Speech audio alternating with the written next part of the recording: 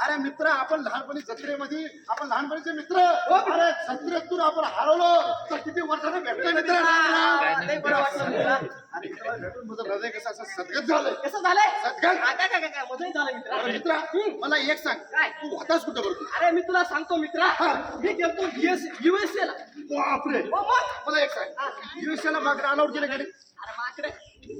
म्हणजे तुला तू बोलवलं तिथे मग अरे USA म्हणजे युनायटेड स्टेट अमेरिका अमेरिका तू गेलता भारतामध्ये आपण कामच करतो अरे बापरे मला सांग अमेरिकेत जाऊन काय केलं बरं काय केलाय म्हणजे अरे मोठा रिसर्च केलाय रिसर्च रात्रंदिवस अभ्यास केलाय केला आणि मग अरे बापरे म्हणजे तू शास्त्रज्ञ झाला अरे असे 1000 शास्त्रज्ञ बसले होते त्याचा तू बॉस मग अरे पण मला एक नक्की सांग तू नक्की शोध कशाचा लावला अरे शोध कशाचा लावला म्हणजे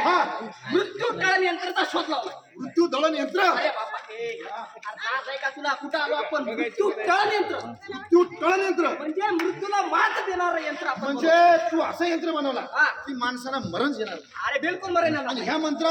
यंत्राचं निर्मिती तू केला मग एकमेव माणूस म्हणजे बाबूराव तू मित्र काय सांगतो मित्र म्हणजे अमर होणार माणसं अमर अरे मला एक सांगितलं पण नक्की मृत्यू टळण यंत्र म्हणजे काय मग मृत्यू टळल्या कसं जातं तुला सांगतो मित्रा माणसाचं आयुष्य म्हणजे पाण्याचा बुडबुड आहे बरोबर आहे कधी फटकन कुठं काही सांगता येईल बरोबर आहे आता उद्या समजा तो हा बाप मेला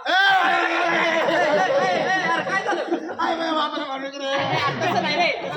तसं नाही उदाहरण म्हणजे समज मृत्यू टळण कसं बनवलं हे सांगतो अच्छा मृत्यू टळण यंत्राबद्दल माहिती सांगतोय आता तुला सांगतो मित्रा माणसाचं आयुष्य म्हणजे पाण्याचा बुडबुड आहे अरे हो मित्र बरोबर कधी फटकन कुठं काही सांगता येत नाही माणसाचं काय म्हणला तू अरे कधी फटकन बुडबुडा बुडबुडा बुडबुडा कधी फटकन कुठं काही सांगता येत नाही बरोबर उद्या समजा तू ही माय मेली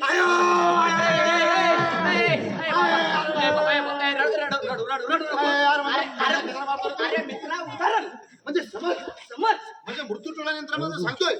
समज आता मित्रा कसं आहे माणसाचं आयुष्य अरे पाण्याचा बुडबुड आहे पुढे बोल अरे म्हणजे आता समजा उद्या तू मेला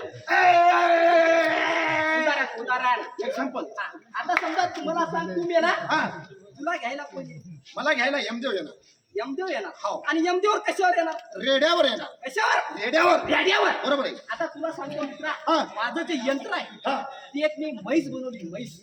अरे म्हैस काय ऑलरेडी असते ना रे म्हैस अरे अशी तशी म्हैस नाही ब्युटिफुल म्हैस आहे एकदम ब्युटिफुल कटरीना कॅपला सुद्धा मागं पडला अशी म्हैस उषा चव्हाण कैटरीना कॅपेक्षा भारी अरे मग अशी म्हैस बनवली म्हैस बनवली मित्रा मित्र मला एक सांग या रेड्याचा या म्हशीचा मृत्यू टळण यंत्राचा काही संबंध आहे का इथंच चुकला ना मित्रा कसं आहे तुला सांगतो तिकून रेडा आला येणार आला आला म्हैस कशी ब्युटिफुल सुंदर ही म्हैस येणार सोडला सोडली आता मला सांग रेडा त्या म्हशीकडे जाणार का तुझ्याकडे येणार म्हशीकडे जाणार टळला की नाही मृत्यू अरे बापरे काही फेकत होता मित्रा तू मी ऐकायला लागलो म्हणा असं का कुठे काय बरोबर ते जाऊ दे मित्रा मी फेकतो जाऊ द्या तू काय फेकणार आपल्याला काही काम करायची गरज आहे का आपलं खानदान म्हणजे शूरवीराचं खानदान आहे कोणता शूरवीर तुझ्याकडे बघून वाटतं मित्रा आमची परंपरा शूरवीराची अरे आमच्या खानदान सगळं शूरवीर आमचा आजा तुला सांगतो झाशीचं युद्ध म्हणू नको प्लासीचं युद्ध म्हणू नको 1857चा उठाव म्हणू नको पाकिस्तान भारताचं युद्ध म्हणू नको सगळं युद्ध खेळणार होता संधी नाही भेटली काय मित्रा अरे संधी नाही भेटली मित्रा तुला सांगतो आपल्या आजाला शिकारीचा लईनात कशाचा शिकारीचा लईनात हे काय ससे भिसे मासे भिसे खानदान कोणाचं आहे तू शूरवीराचे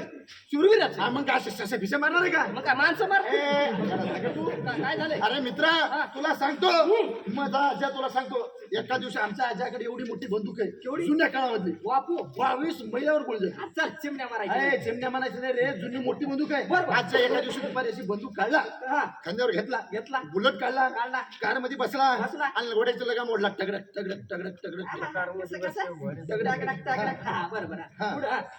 अरे मित्रा बुलेट काढला कार मध्ये बसला शेल्फी मारला घोड्याची लगा मोडला मग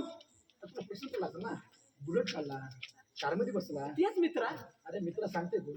तुम्ही सांगता शूरवीर मग ऐक ना तो सांगतो असं जंगलामध्ये गेला बरोबर शूरवीर खानदान शूरवीर असा बंदूक घेऊन जंगलामध्ये फिरायला लागला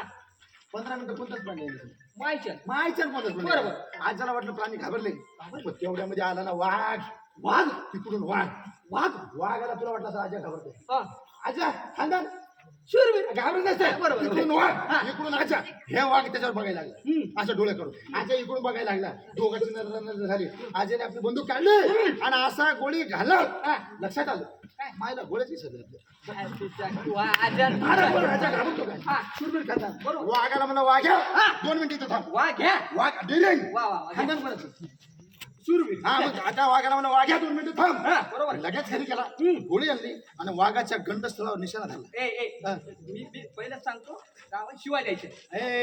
अरे गंडस्थळ म्हणजे हे असते बाबा अच्छा अच्छा तसं आहे हा, का इथं निशाणा धरला धरला. धार धूम खतम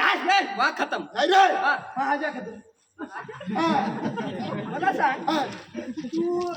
घोड्यावर टकटक टकटक आला बरोबर आहे बंदूक आणली आणली. जुनी बंदूक आणली बरोबर आहे. त्या वाघाला झाडली हाणली. मारली मारले मग तू आला कस का अरे बंदूक उलटी झाली होती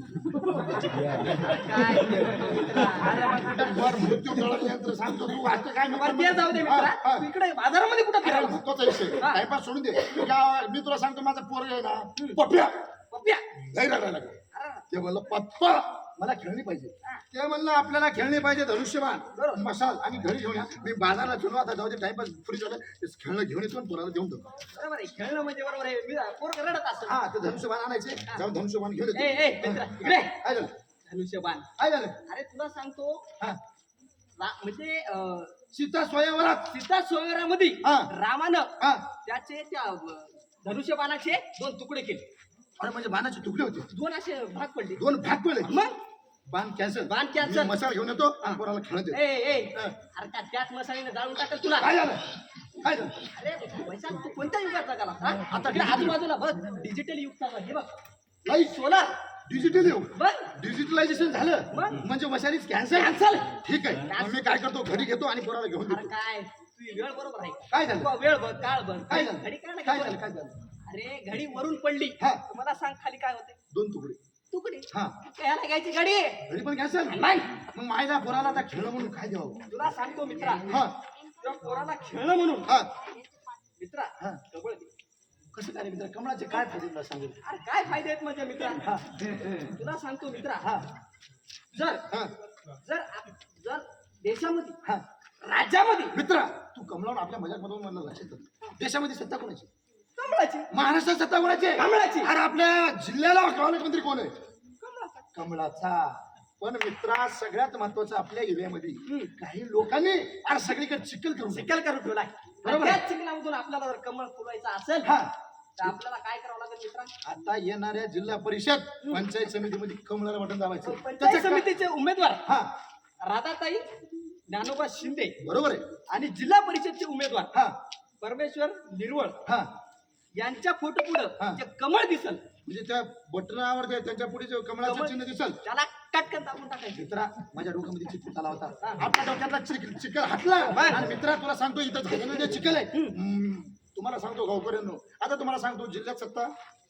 कमळाची राज्यात सत्ता कमळाची आणि केंद्रात सत्ता कमळाची जर इथं तुमच्याकडे सत्ता कमळाची नसेल समविचाराचे नसतील तर तुमचे कामं होणार काय आपल्याला इलेक्शन इकडे तिकडे बघून करायचं नाही आपल्याला गावामध्ये समृद्धी आणायचं आहे कमळ म्हणजे लक्ष्मी बसण्याचं वाहन लक्ष्मी आले की समृद्धी येणार समृद्धी आले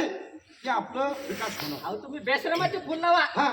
की तुम्ही झेंडूचे फुल लावा आपल्या इथं दुसरे कोणतेच फुलं लावायचे येणारच नाही. फक्त आणि फक्त सर्व ग्रामस्थांना विनंती आहे आमचे उमेदवार साहेब पण इथं आलेले आहेत आता आपल्याला इथं कमळ फुलवायचंय उमेदवार साहेबाला विनंती करतो 2 मिनिटं इथं 2 मिनिटाचं मार्गदर्शन करायचं या 2 मिनिटं नाही आले तुम्ही 2 मिनिटं तुमच्याबद्दल माहिती सांगा ही कळकळीची विनंती आणि तुम्ही खूप प्रेमाने आदरानं ऐकला कमळ बटन विसरायचं नाही आता सगळीकडे कमळ आहे आपल्या इथे पण आपली समृद्धी करून घ्यायची विकास करून घ्यायचा आहे. आपले उमेदवार आहेत उमेदवाराच्या घरचे आहेत त्यांना मी विनंती करतो त्यांनी एक 2 ते 2 मिनिटं बोला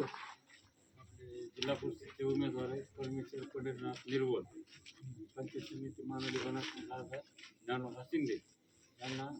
कमळावर बटन दाबून विजय करा.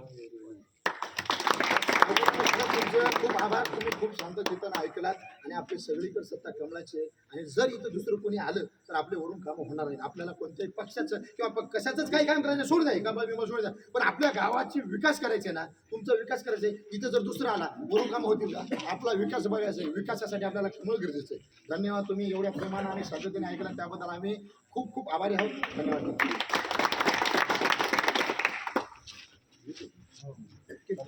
धन्यवाद बरं का. धन्यवाद मंगरुळकर